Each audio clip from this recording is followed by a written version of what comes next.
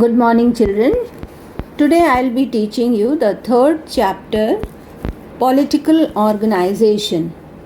In this chapter, I'm going to teach you about Panchayati Raj.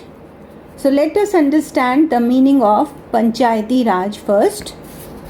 India is a land of villages.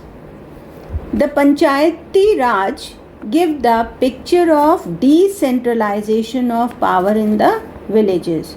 Generally, we see that the powers are centralized to the central government or the state government, but this is a picture of decentralization of power in the villages. Panchayats are the important institutions that literally place the governance in the hands of 5 individuals. These individuals belong to the local area where the panchayat is constituted and are given the power to identify their basic needs and work towards achieving their goals with the support of the government. The panchayat is the most potent way to ensure a vibrant democracy at the village level or the grassroots level. In India, the Panch means 5 are called Panch Parmeshwar. God speaks through the 5. The society gives recognition to decisions taken by the Panch. So this is not a new concept. It was being followed in India from the ancient time. So we have seen that the representation of 5 members at village level to look after the civic facilities as also the judicious solution of interpersonal disputes regarding land or relationships was quite common. But interference of foreign powers at different phases of history overshadowed the traditional style of political organizations in India. This was revived while planning for a new democratic India was being attempted. Especially Gandhiji considered local self-government of traditional India as the best option to decentralize power to the grassroots level to ensure democratic society in free India. Gandhiji stood for the concept of Gram Swaraj, which is most suitable for developing a village-based socio-economic reality. Pandit Nehru also helped in reviving panchayats. He said the villagers should be given the right to work. Even if they make thousands of mistakes, there is nothing to worry. The panchayats should have the right. So both Gandhiji and Pandit Jawaharlal Nehru both were in favor of panchayats. So we have seen that this system diminished due to the interference of Britishers. So after a great deal of debate through various committees for almost over 3 decades, we reached the threshold of reactivating the Panchayati Raj system.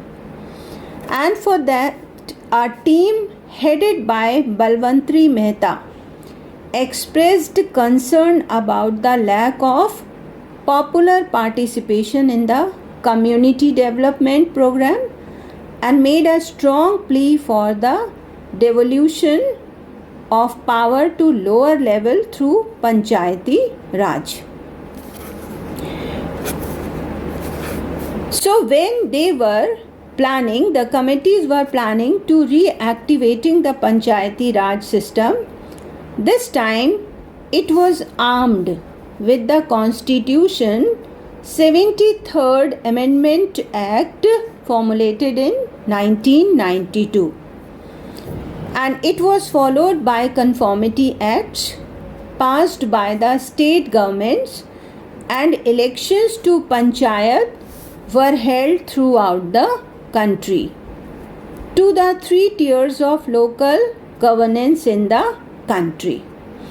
So now let us talk about this 73rd Amendment Act, which was formulated in 1992. At that time, P.V. Narasimha Rao was the Prime Minister of India. So P.V. Narasimha Rao initiated this 73rd Amendment to the Constitution in 1991, which was subsequently referred to a Joint Select Committee of the Parliament in December 1991 for a detailed examination. Finally, after including the necessary amendments, the amendment was passed with near unanimity in the Lok Sabha on December 22, 1992, and in Rajya Sabha on December 23, 1992.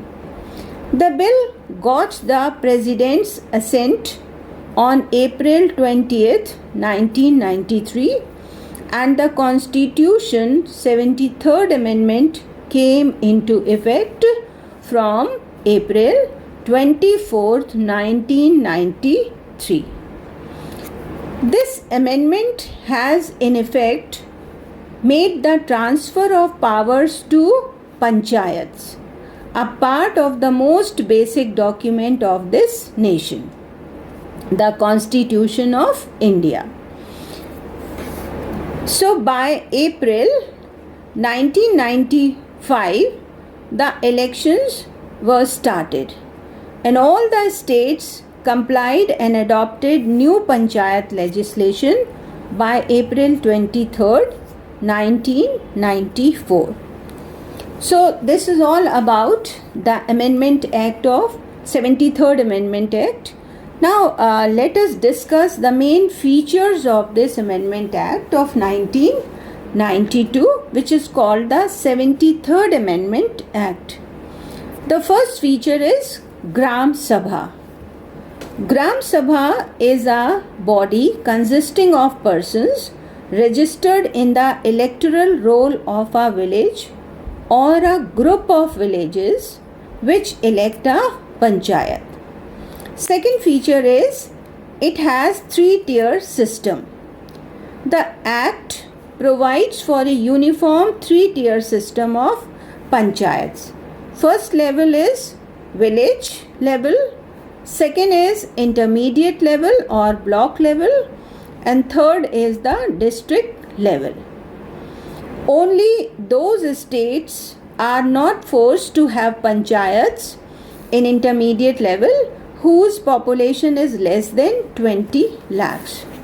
Third feature is reservation of seats. In this, some seats are reserved for scheduled caste and scheduled tribes in each proportion to their population. 1/3 of the seats are reserved for these castes and tribes are also reserved for women. Next feature is composition of panchayat. Persons chosen through direct elections from territorial constituencies fill all the seats in panchayat. The chairperson at the village level is elected in a manner provided by the legislature of the state concerned. Then the chairpersons at the intermediate and district levels are elected by and from amongst the elected members. Next feature is duration of panchayat.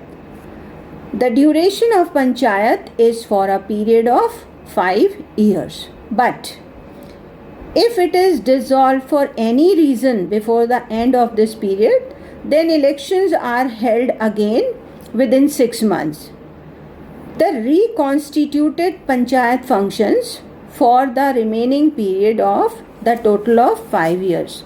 For example, the duration is of 5 years, but suppose it get dissolved after 1 year. Then the newly elected or reconstituted panchayat will function for remaining 4 years only. Next is conduct of election. The superintendent's direction and control of the preparation of electoral roll for and the conduct of all elections to the panchayat is vested in the State Election Commission. It means Election Commission is responsible for the conduct of elections. Then it has a Finance Commission. This Finance Commission looks after all the financial needs of the panchayats. Next is development activities. This act suggests some development activities to the panchayats.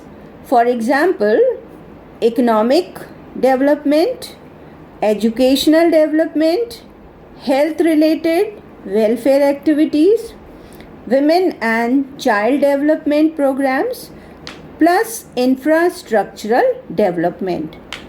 Then transfer of subjects. 29 subjects which were in the state list are identified and enlisted in the 11th schedule of the Constitution. These subjects were mostly linked to development and welfare functions at the local level. And lastly, we shall discuss the functions of Panchayat Raj. So here are various functions which have been allotted to the panchayats. They look after these functions like agricultural development, including irrigation facilities, then land reforms, eradication of poverty, mainly in the villages, rural areas, then development of dairy farming, poultry, piggery and fish rearing. Next is rural housing, then providing safe drinking water, social forestry, fodder and fuel, primary education, adult education and also informal training. Then roads and buildings are looked after by panchayats. Then markets and fairs are also arranged by the panchayats. Then child and women development, it is the duty of panchayats. And lastly, the welfare of weaker sections like scheduled caste and scheduled tribes. So in this part we have seen the meaning of panchayat. We have learnt about 73rd Amendment Act, the features of the 73rd Amendment Act and the functions of panchayat.